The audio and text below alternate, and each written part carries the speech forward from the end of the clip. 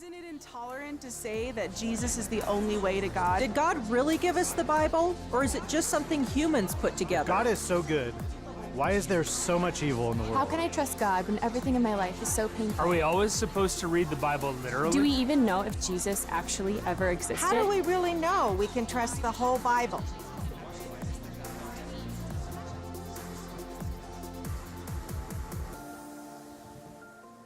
Well, good morning. Welcome to Mission Hills and all of our campuses, including those of you who are joining us church online. So glad that you're with us for week number 3 of our Problem of God series.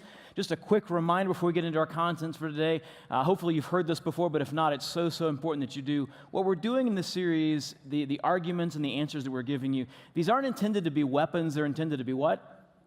Medicine. The goal of this series is to give you answers that will help people get unstuck in their journey of faith, whether that's the journey to faith or it's the journey deeper into faith.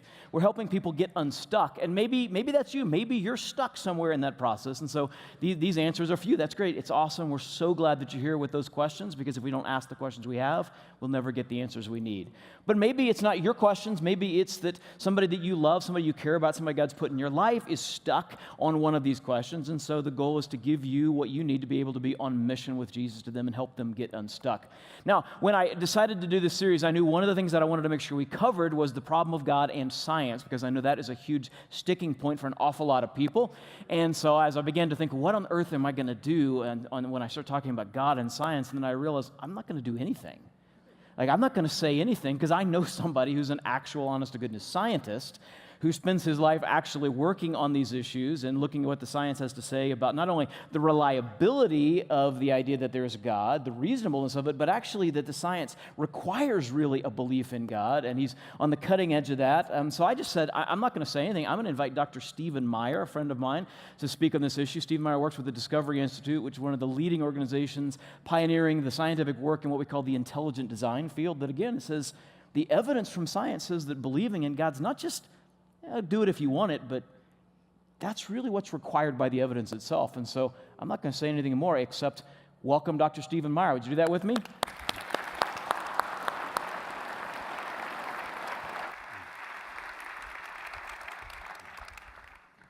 Thank you. It's really great to be with you guys, and I'm thrilled that you're addressing these deep questions. I was a college professor for 12 years and spent a lot of time with college students who had many of the questions that you're addressing in this series, and I found in my time working with them that these issues of faith and science were often very much at the forefront. We've done some polling data. The Pew organization has done some polling data on students in the pre, post, and college years, and have found that yes, indeed, the idea that there is no scientific evidence for God is one of the main reasons that students who came out of a religious background have rejected their faith during those crucial years, or students who maybe never had a faith have been unwilling to consider the possibility of God.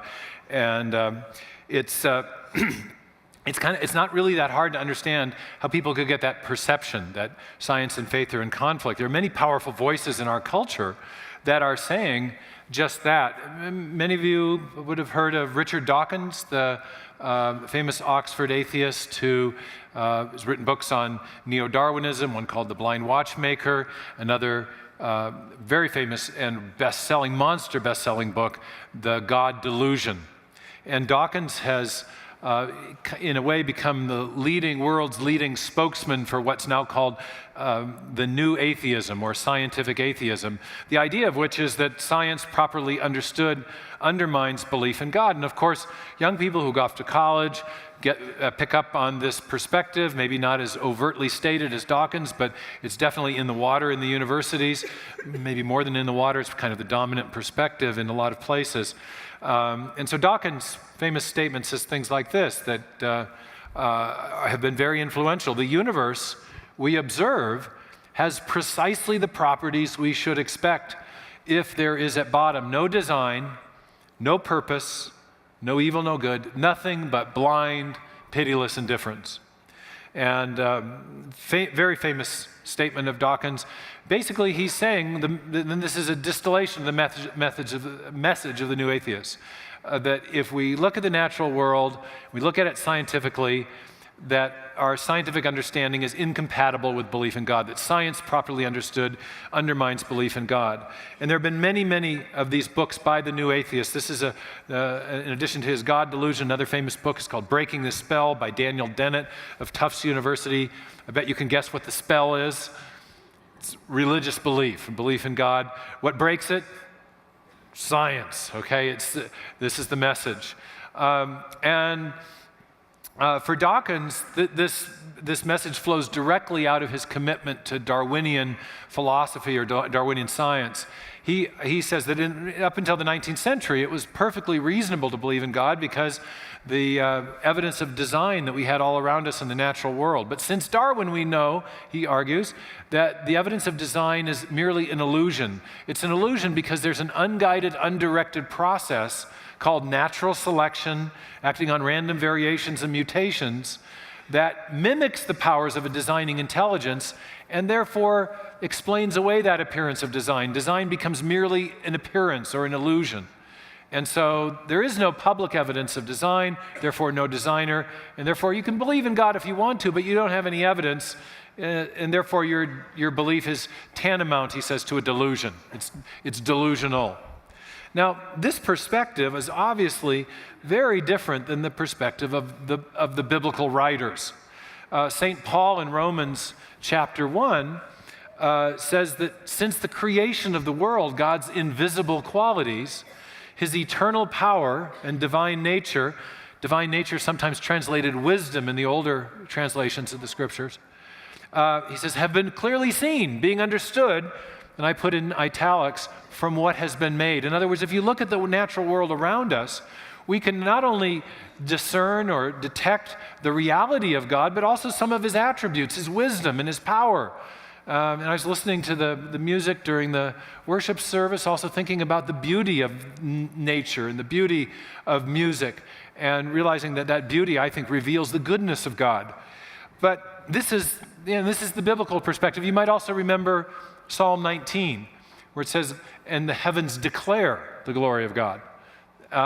So there's something about nature that's revelatory, that reveals the reality of God. So say the biblical writers, very much in contradiction to the perspective of the new atheists.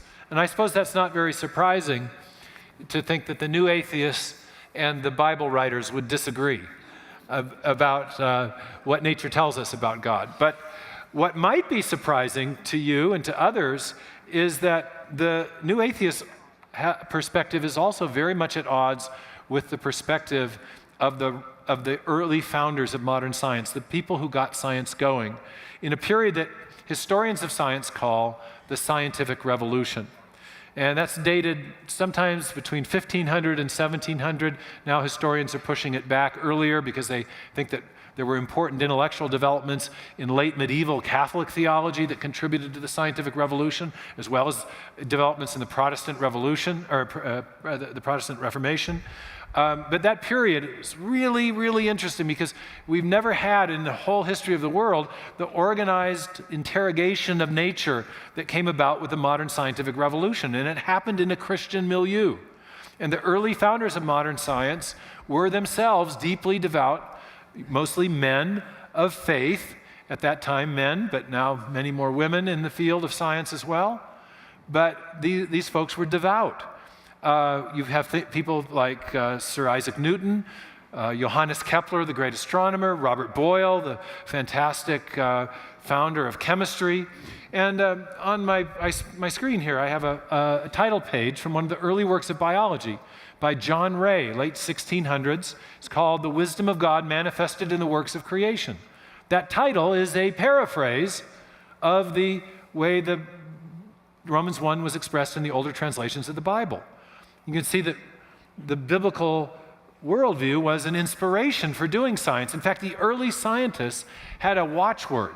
They believed that nature was orderly, and that was one of the reasons that they thought that they could discover, for example, the laws of nature. They thought laws of nature were an expression of divine governance over nature.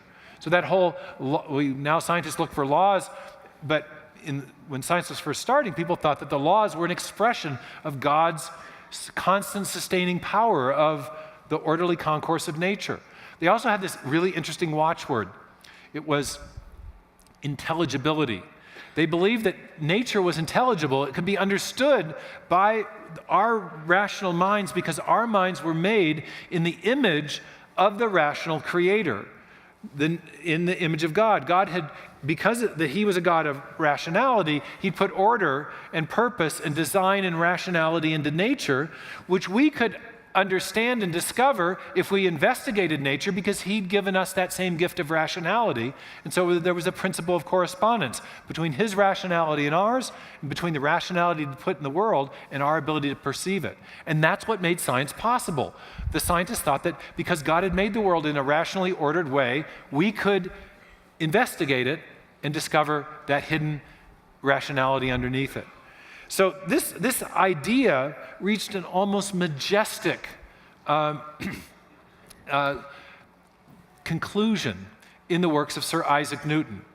He wrote a famous book in the late 1600s, 1687, called the Principia.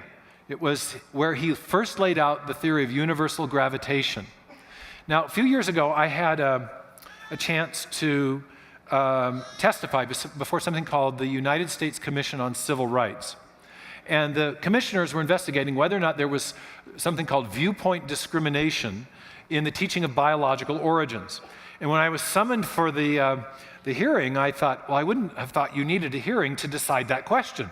All you need to do is open any biology textbook and you find that there's only one view of biological origins taught. It's the contemporary Darwinian view, though there are many leading biologists today critiquing, for example, the creative power of the mutation selection mechanism that Dawkins thinks is this blind watchmaker that can create design without being designed.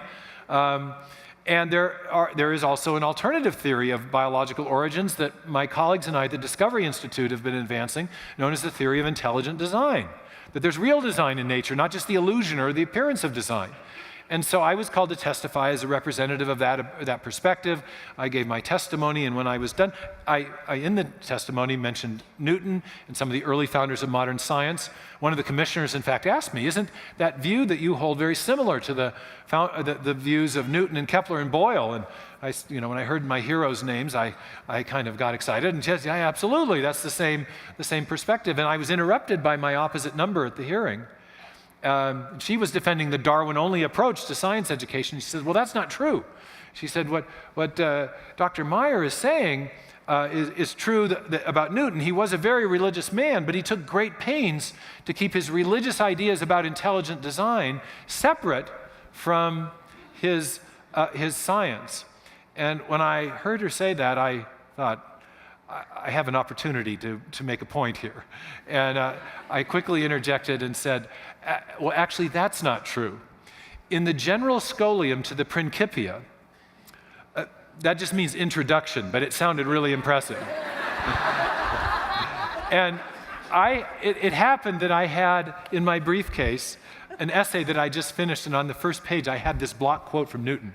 And I had it nearly memorized to verbatim. I don't do that very often.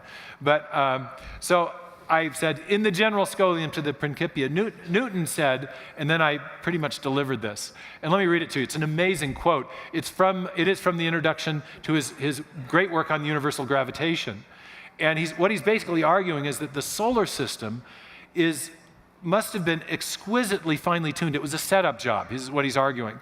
Because the forces of gravitational interaction between all the different planets and comets and meteorites, they're all beautifully balanced so that the solar system maintains these beautiful, stable orbits. It's quite a trick mathematically. It's still hard to model in a computer how this could happen. And so Newton was very sensitive to this, and this is what he said about it. He said, though these bodies may indeed continue in their orbits by the mere laws of gravity, they could by no means have at first derived the regular position of the orbits themselves from those laws. Thus, this most beautiful system of sun, planet, and comets could only proceed from the counsel and dominion of an intelligent and powerful being, capital B. When I got done quoting, paraphrasing this as best I could, I suddenly noticed that these very grim-looking commissioners a few of them were smiling and nodding like, oh, this could be a little more interesting than we thought. This young upstart might have something to say. Because whether or not you agree with the theory of intelligent design, it's indisputable as a matter of the historical record that Newton and Boyle and these other scientists brought their ideas about intelligent design right into the warp and woof of their scientific work. It was integral to their perspective. Now, that leads to a really big and obvious question, because this is a big difference in perspective, Sir Isaac Newton versus Richard Dawkins. How did we get from Dawkins to Newton? That's a big shift, right? That's a worldview shift. And there's a big story about this, and in the book I'm writing, I'm telling more of that story historically. But there's some high points along the way, or low points, depending on your perspective. But Newton died in 1727. In 1799, there was a scientist named Pierre Laplace. He was a French physicist who attempted to explain the origin of the solar system in precisely the way that Newton said you could not do, by invoking the law of gravity alone in a clustering of nebular gases. And this was called the nebular hypothesis. It was written in a book called The Celestial Mechanics. And in 1802, he was summoned to receive commendation from Napoleon in the Palace of Versailles.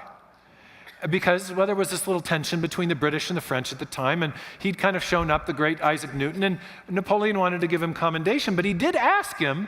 He said, when I read Newton, he mentions God in many places in his scientific work, but you don't mention him at all. Why not? And Laplace is said to have puffed himself up and answered, Sire, I have no need of that hypothesis. And that was my French accent. I'm really quite sorry about it. Anyway, historians differ about whether this conversation actually happened, whether it's apocryphal or not, as they say, but it certainly captures the spirit of the age and the coming age. Because in the 19th century, many scientific theories of origins, in particular, dispensed with the notion of design and attempted to explain the big things in the history of the solar system and the planet and life by reference to undirected, unguided, mindless processes without any design, any role for a guiding hand, we could say. In geology, there were theories explaining the origin of the great features on Earth, the mountain ranges, the canyons, the river deltas, by reference to slow, gradual, undirected, and purely natural processes. In biology, even more strikingly, because often it was biological systems that triggered the awareness of design for scientists, Darwin came along and posited that natural selection and random variation could explain the origin of the appearance of design, as we've said. One college biology textbook puts it this way. He says that by coupling the undirected, purposeless processes of variation and natural selection, Darwin made theological explanations of life superfluous, unnecessary. Darwin had no need of the design hypothesis. Later, after The Origin of Species was published, Darwin published a second book on the descent of man, extending his idea of natural selection and random variation as an explanation for the origin of human beings, not just all the other forms of life on Earth. And then later, scientists called chemical evolutionary theorists extended his idea in the other direction to account, they thought, for the origin of the very first cell, the first life on Earth, out of a kind of primordial soup. You might have heard of that idea in biology classes.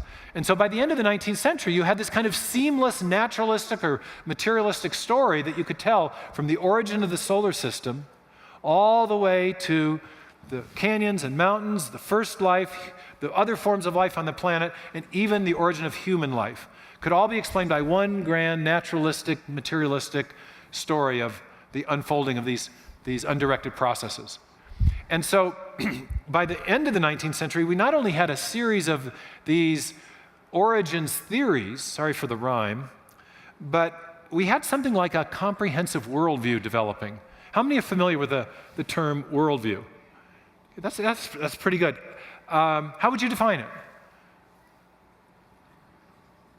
It's a pretty big auditorium. Maybe you don't want to shout out. I don't know. When I was teaching philosophy, I always defined it as a personal philosophy or a lens through which we interpret reality or a set of answers to some basic questions. when I was in college as a student, not as a professor, I was a physics major. And one of the reasons I ended up majoring in physics was that my dad was a mechanical engineer. And before I went off to college, he said, son, when you go to college, I know you don't want to be an engineer. I was not mechanically adept. If I helped him fix the car, I'd be the one dropping the wrench in the inaccessible place that, and he'd go like this. And so he said, I know you don't want to be an engineer, but before you decide on what you want to major in, make sure you take 2 years of college math, because if you don't have the math, you're going to be really limited in what you can major in. So I said, sure, Dad, just as long as I don't have to be an engineer, I'll do what you say. And so I took 2 years of college math, and when I got done, about the only thing I could major in our small college was either math or physics, and I think that's kind of what my dad wanted, because physics was as close to engineering as you could get at a small liberal arts college, and so I ended up kind of following in his footsteps after all. And but one semester, the problem was I loved these deep philosophical questions, the worldview questions. And I would sign up every semester for one philosophy class, and in my junior year, when I was taking a really heavy load of important physics classes, I had a class on atheistic existentialism. And this was, the philosophy of Sartre and Nietzsche, and it was all about anguish, forlornness, and despair. And I was doing really well on the despair part. And I got an A in the class, and my grade slip came home at Christmas time. And we have this kind of Germanic work ethic thing in our family, And my dad he intercepted it. I'm still in college. He's still intercepting the report card. And at dinner one night, he says, I'm wondering if we can have a little chat. And I thought, uh-oh. So he pulls this out, and I hadn't seen it yet, and he says, so he starts reading the grades. And one of them is atheistic and he butchers the name on purpose to make it sound like it's not really a real subject. And what in the blank he says is atheistic blah, blah, blah, blah. And then he reads the grade after a dramatic pause. A.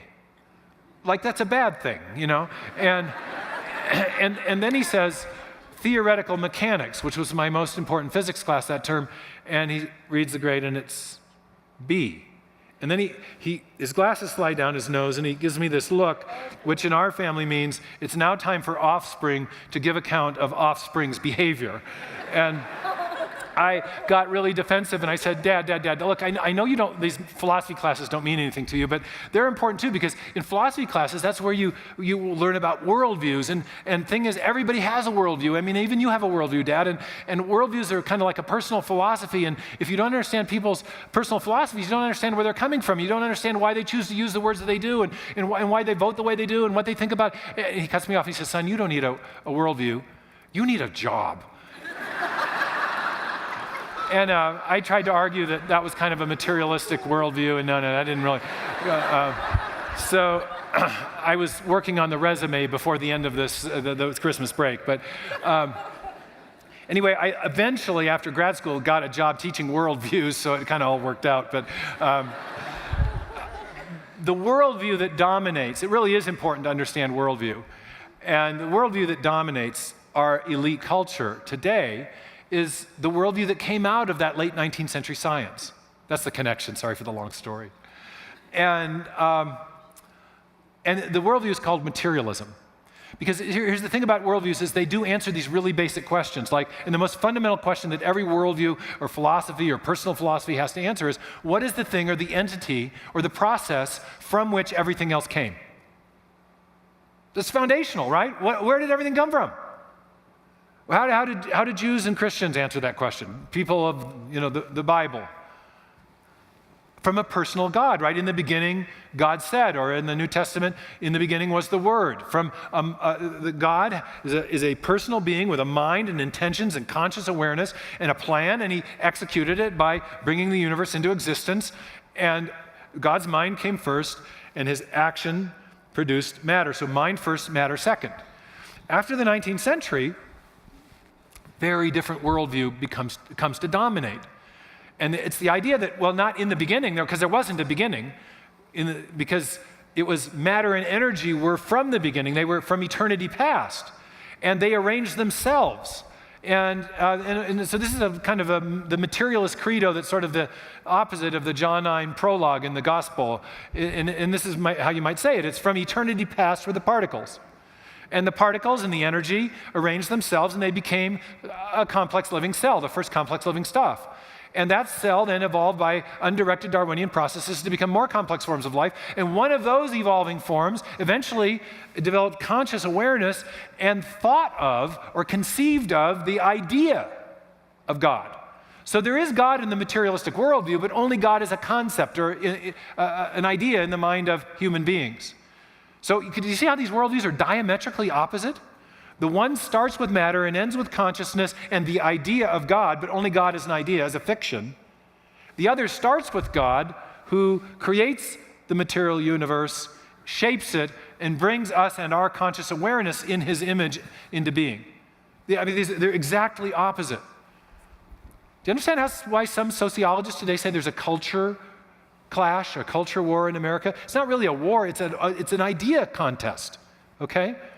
And the bad news for people of the Judeo-Christian theistic persuasion is that the materialistic worldview dominates the elite culture today. And I'm talking about the universities, especially the public research universities, the science institutes, the law schools, the courts, the media, and oh my, could I tell you stories? And even the seminaries are deeply affected by this materialistic or naturalistic point of view. Now, the good news is if you're of a Judeo-Christian persuasion, and I'm not assuming everyone is here today, but let's just call it the news then, is that the science that gave rise to this materialistic worldview at the end of the 19th century has been and is being supplanted by amazing discoveries that have very different implications. Implications that are decidedly non-materialistic and I think are pointing in a frankly theistic direction. So much so that I call this shift in intellectual perspective as the result of these scientific discoveries the return of the God hypothesis. And in the time that we have left today, I want to tell you about three major scientific discoveries, or classes of discovery. This is just a visual of the materialistic worldview. The disk is the material universe, and the idea is that there's nothing, you have the laws of nature, but nothing beyond the universe. No transcendent reality, no mind, no creator, no intelligence, no purpose of intelligence of any kind. Now, the shift that I'm talking about begins in the field of astronomy in the roughly 1920s. There was a famous astronomer, you may have heard of him, Edwin Hubble. He has a telescope named after him. Unfortunately for Hubble's legacy, the telescope is often broken, and people are having to go up there and fix it. But anyway, he was one of the great scientists of the 20th century. He came into astronomy at a very propitious time because the astronomers were starting to use these big dome telescopes. This is a picture of the 200-inch the telescope at Palomar Observatory. Hubble used this later in his career. Earlier in his career, he was using a slightly smaller 100-inch one at Mount Wilson. But what Hubble began to discover, and other astronomers at the time, he began to discover by resolving those little tiny indistinct points of light in the night sky, he was able to show that these were very distinct, had very distinct structure to them. And part of it was the resolving power of the new telescopes, and part of it was the use of photographic plates to collect light with a long exposure. And as the light collected, these structures would come into focus, and the astronomers were really kind of amazed at what was out there. I mean, this is only 1920s, not even 100 years ago, and there was a big debate up until that time. In fact, in 1921, a big debate between two astronomers, one named Harlow Shapley and another named Eber Curtis. And these two guys were debating whether or not our Milky Way galaxy was the only galaxy or not, or whether there were other galaxies beyond this galaxy. And as these little indistinct points of light were showing up on photographic plates, giving the smudges had more and more structure, more and more astronomers were thinking, hey, maybe we're looking at other galaxies beyond. But Shapley and others continued to maintain that no, this is just one galaxy, until in 1924, Edwin Hubble, using some new techniques for measuring distances to distant galaxies, was able to determine that one of the ones we now know is nearest to us, the Andromeda galaxy, was 900,000 light years away from us.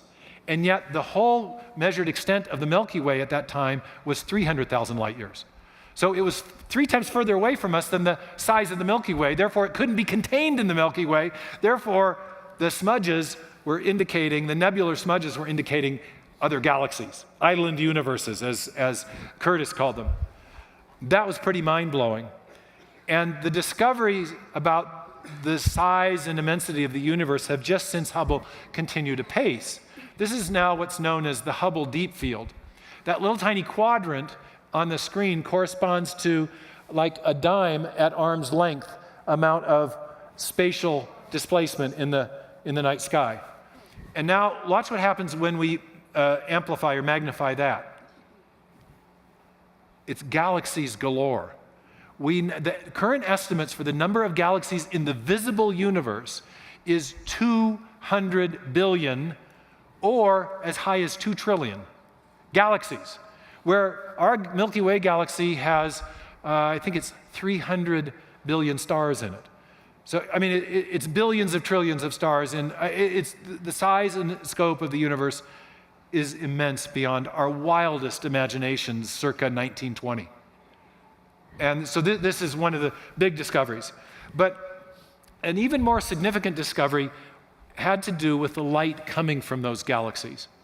It was what Hubble and another astronomer named Vesto Slipher, I love this guy, they discovered that the light coming from these distant galaxies was redder than it should be.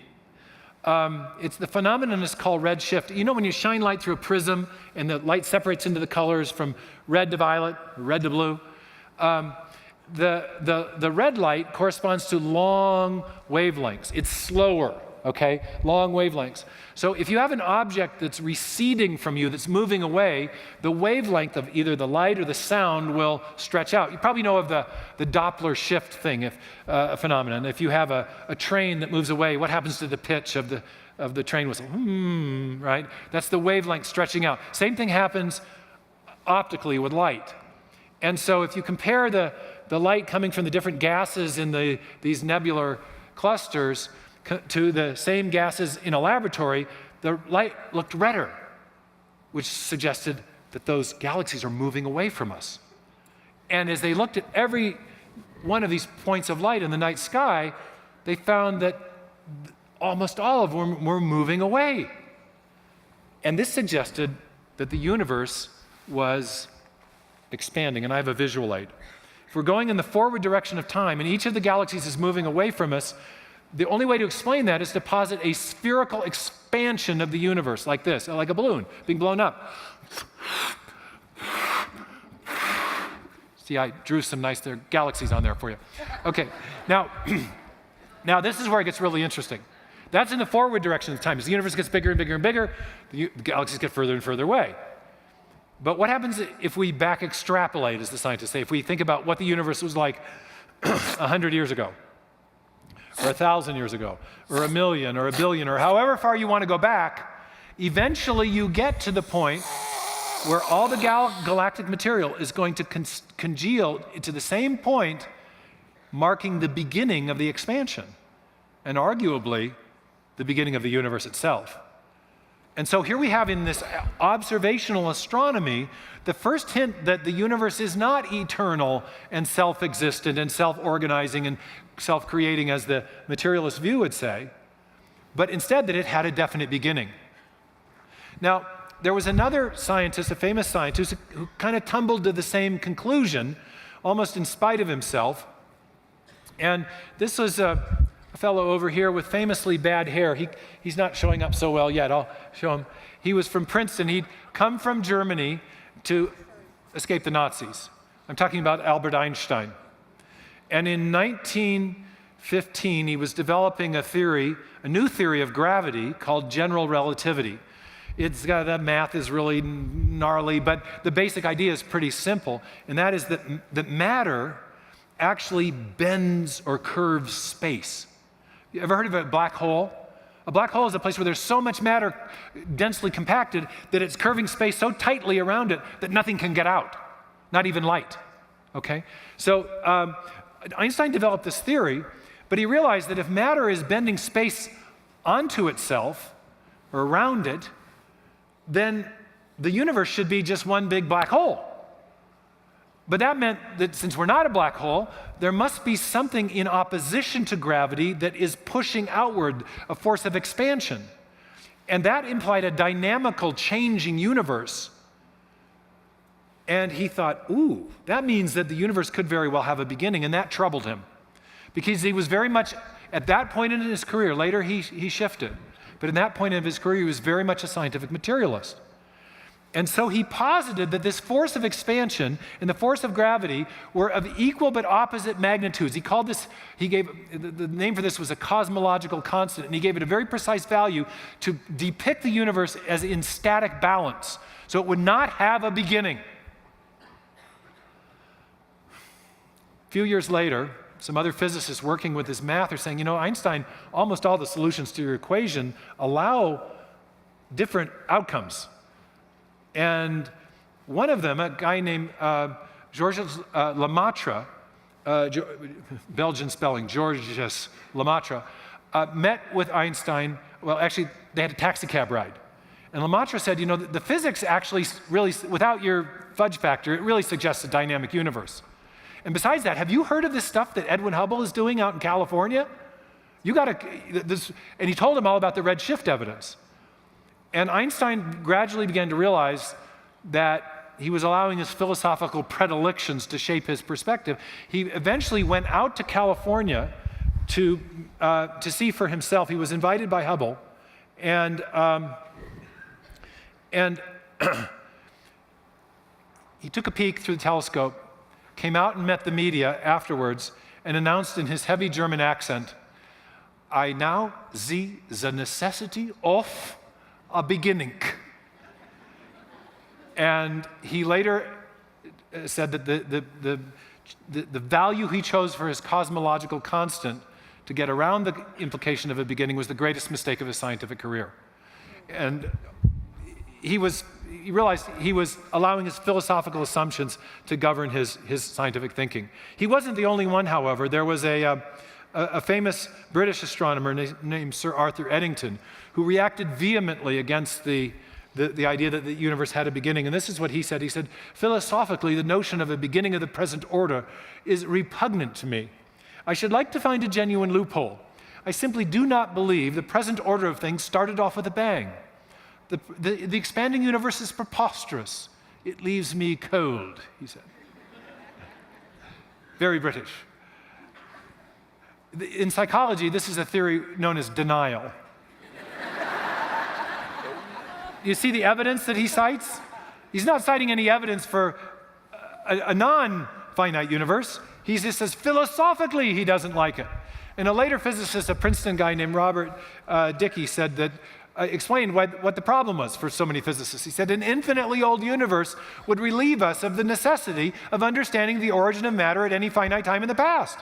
If the material universe comes into existence, we can't invoke a prior material cause. But that's what science tries to do. So that kind of puts us up against a limit. And it maybe even suggests some kind of transcendent immaterial cause. And that sounds a lot like God, and that's getting even scarier. So we really like this infinite universe concept, but unfortunately the evidence is pointing in the other direction. Now in 1968, this perspective was extended by Stephen Hawking. You know, the famous British scientist who died recently. He was a Cambridge guy in the wheelchair with ALS. In 1968, he proved something called the singularity theorem. And this was an extension of Einstein's concept of matter curving space. Hawking realized that if the universe is expanding in the forward direction of time and matter is getting more dispersed, in the reverse direction of time, matter would get more and more concentrated. But if matter is getting more concentrated, what's happening to space? It's getting more and more tightly curved. And eventually he realized that as you went back far enough into the past, the curvature of space would become infinitely tightly curved. And an infinitely tightly curved space corresponds to zero spatial volume. How much stuff can you put in no space? None. Nothing, right? You can see why this new cosmology has profoundly anti-materialistic implications. The physicists' general relativity implies matter, space, time, and energy all come into existence at a singularity in the past, before which you can't talk about matter, space, time, or energy. So the cause you need to explain the origin of the universe must transcend those four domains. It must be immaterial. It must not be governed or constrained by time. It must be beyond space. It starts sounding awfully theological, doesn't it? And in fact, the connection to, say, a biblical perspective is not hard to see at all, because what are the first words of the Bible? Not from eternity past, but rather in the beginning. And in the New Testament, you get this same perspective when in the epistles, probably of Paul, Titus and Timothy, both talk about the plan of God existing before the beginning of time. Time, the Bible asserts, is a created entity. Very interesting, because that's a convergence with modern physics. It also sort of resuscitates an ancient argument called the cosmological argument, where it says whatever begins to exist must have a cause that's separate from the cause, from the thing that begins. And the philosopher said, we call that cause God. We now know the universe has such a beginning. And the kind of cause that would be necessary must transcend, again, matter, space, time, and energy.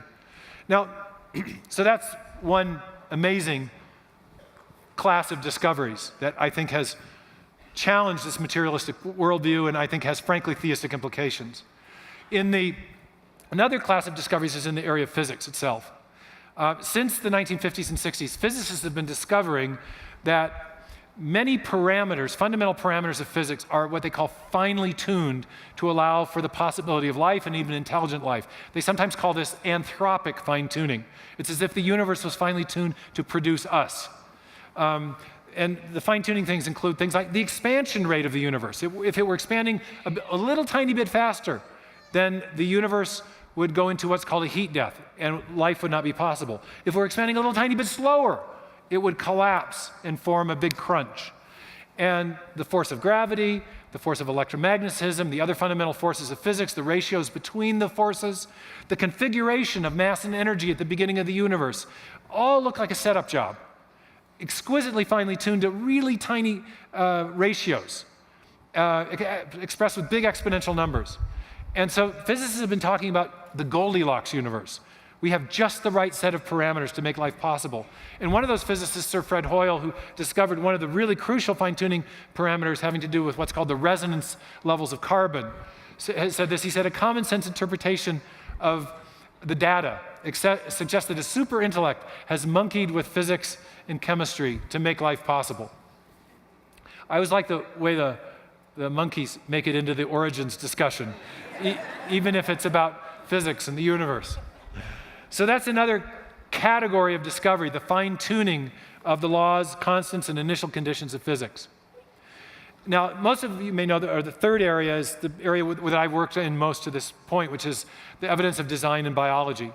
I have a colleague, Michael Behe, who's written a very famous book called Darwin's Black Box, and in that book, he and many other biologists, cell biologists, biochemists have been making famous these discoveries of little tiny nano machines, nanotechnology in even the simplest cells, even simple one-cell organisms. This is an animation still shot of what's called a bacterial flagellar motor. It has a rotor, a stator, and O-rings and bushings. It's a little tiny rotary engine that's nestled into the cell membrane or cell wall of a one-celled bacterium. I'd like to say it's high-tech and low-life.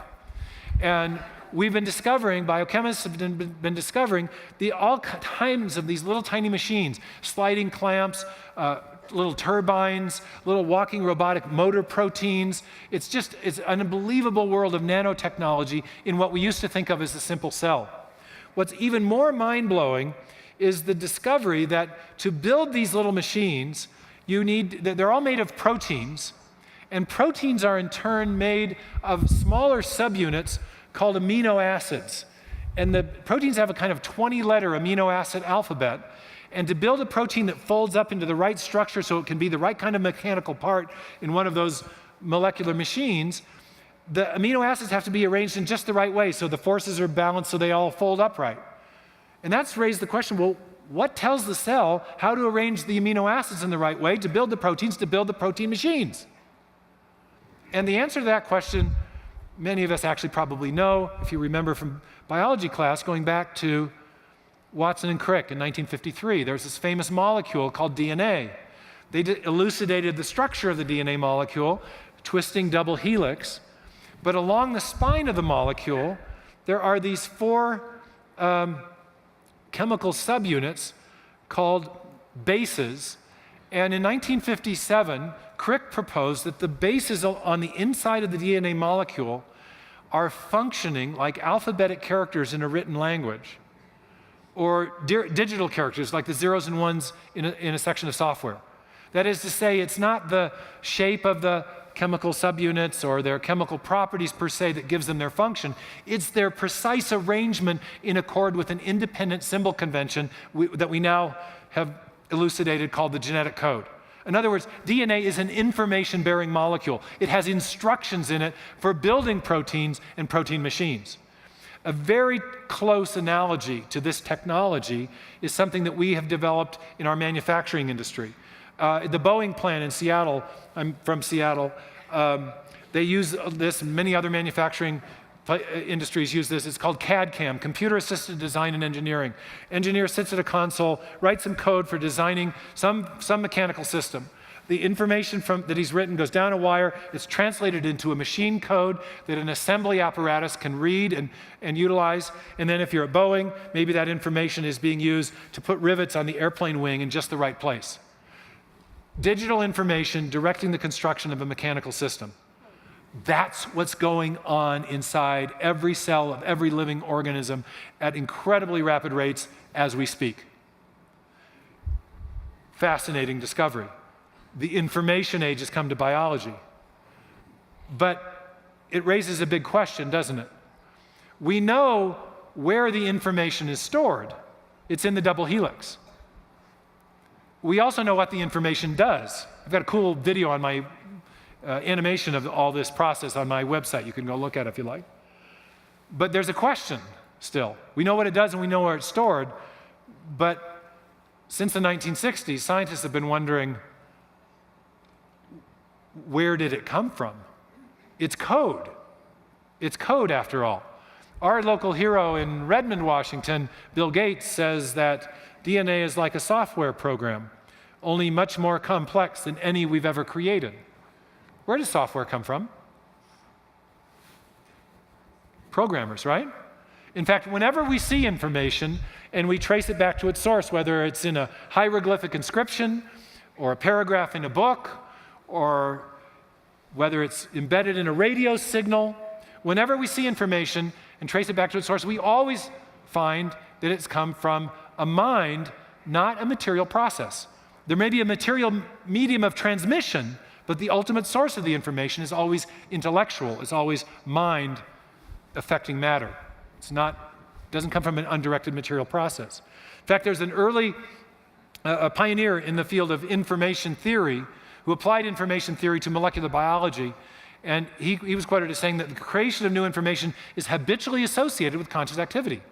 Now, that habitually associated phrase is really important because it's saying that's our uniform and repeated experience. And philosophers of science say uniform and repeated experience is the basis of all scientific reasoning. In other words, there's a scientific basis for concluding that the information present in living organisms at the foundation of life is the product of intelligent design. Because what we know from our experience is that minds always generate information, and we have information at the foundation of life. And so I've developed this idea in 2 books, Signature in the Cell and Darwin's Doubt, in a lot more detail, looking at the other possible competing explanations, but coming down firmly on the side of what I've just argued, that information is the product of mind and that the information in life is revealing a designing intelligence. What I'm working on now is extending that argument and addressing the question of who is the designer and what can science tell us about it. Many historians of science are starting to catch on that these new atheists are really out of step with what's really going on in science. One historian of science recently said the idea that God created the universe is a more respectable idea today than any time in the last 100 years. I'd go further than that and say that it provides the best explanation for an ensemble of evidences, not just the evidence of biology. If all we had was biology, evidence of design in biology, you might say that the designing intelligence was some immanent intelligence within the cosmos.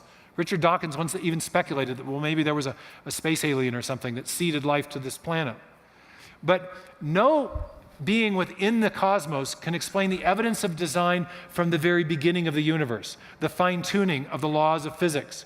No being within the cosmos can explain how the cosmos itself came into existence. So when you bring all the evidence together, the evidence from cosmology and physics, as well as the evidence of design and biology, I think you can identify the designer.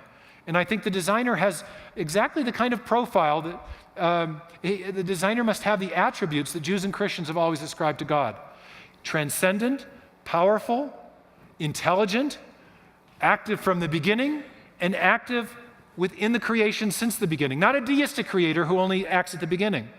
So you see how I'm reasoning here? I'm thinking, well, what kind of a worldview hypothesis could explain this whole ensemble? And I think only classical Judeo-Christian theism can do that, because it posits a God who is both transcendent and active in the creation. And so, coming back to where we started, I think St. Paul was onto something. From the things that are made, we do see the power and the wisdom of the Creator, and therefore understand that the reality of such a personal God. And I think, alas, our new atheist colleagues who have made such a big splash in the culture have missed the boat. They're talking about science of 120 years ago, perhaps, but not the science of today, which has reestablished the credibility of the God hypothesis. Thank you very much.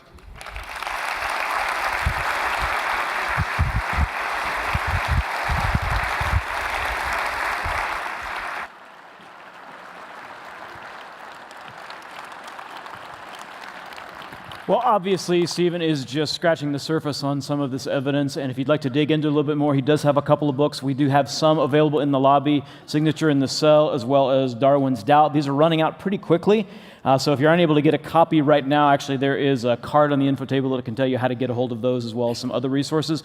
Also, we have a local chapter of the Discovery Institute that is here in the lobby, and they have a great DVD which has some information about the information enigma, this that he was talking about, like where does information come from, and so there's some presentations on that. If you'd like to get a copy of that, just visit the Discovery Institute's chapter over there, and they would love to put this into your hands as well. Can we thank Dr. Meyer one more time?